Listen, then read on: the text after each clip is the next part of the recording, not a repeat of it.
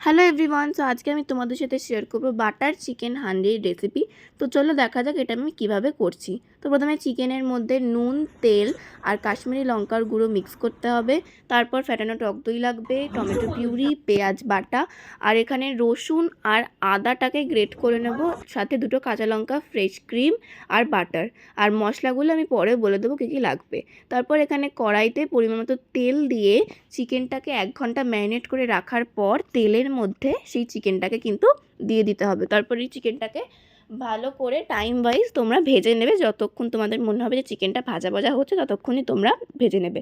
তারপরে এর মধ্যে আমরা দেবো গোলমরিচ, ধনে গুঁড়ো, জিরে গুঁড়ো, গরম মশলা আর লাল লঙ্কার গুঁড়ো।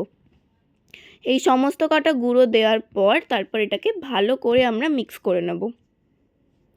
এটাকে খুব ভালো করে মিক্স করে নেওয়ার পর আমরা এখানে অ্যাড করব হচ্ছে আমরা যে রসুন, আদা আর কাঁচা লঙ্কা যে গ্রেট করেছিলাম না, সেই গ্রেটটা এখানে দিয়ে দেব। তারপর এটাকে আবার ভালো করে মিক্স করে নেব। তারপর আমরা এর মধ্যে অ্যাড করব হচ্ছে পেঁয়াজ বাটা আর ফ্যাটানো টক দইটা। তারপর এটাকে আবার কিন্তু ভালো করে নাড়িয়ে নেব। তারপর এর মধ্যে আমরা অ্যাড করব হচ্ছে টমেটো পিউরি। মিডিয়াম ফ্লেমে রেখেই তোমরা রেসিপিটা করবে। এটাকে আবার ভালো করে নাড়িয়ে নেওয়ার পর এখানে আমরা অ্যাড করব পরিমাণ মতো জল। তোমরা তোমাদের মাংসর পরিমাণ মতো সমস্ত মশলা, জল, সমস্ত উপকরণ অ্যাড করবে। তারপর এটাকে আবার ভালো করে আমরা নাড়িয়ে নেব। হাই ফ্লেমে এটা দেখো ফুটছে, তো হাই ফ্লেমে রেখে এটাকে ফুটতে দেব।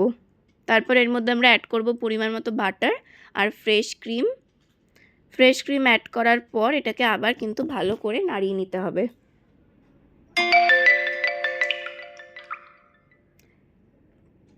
তো এটাকে ভালো করে নাড়িয়ে নেওয়ার পর এখানে আমরা অ্যাড করব কাসুরি মেথি। এই কাসুরি মেথিটা কিন্তু এই চিকেনের টেস্টটাকে আরও বাড়িয়ে দেবে। তো এটাকে আবার ভালো করে আমরা নেড়ে নেব, তাহলেই আমাদের রেডি হয়ে যাবে বাটার চিকেন হান্ডি।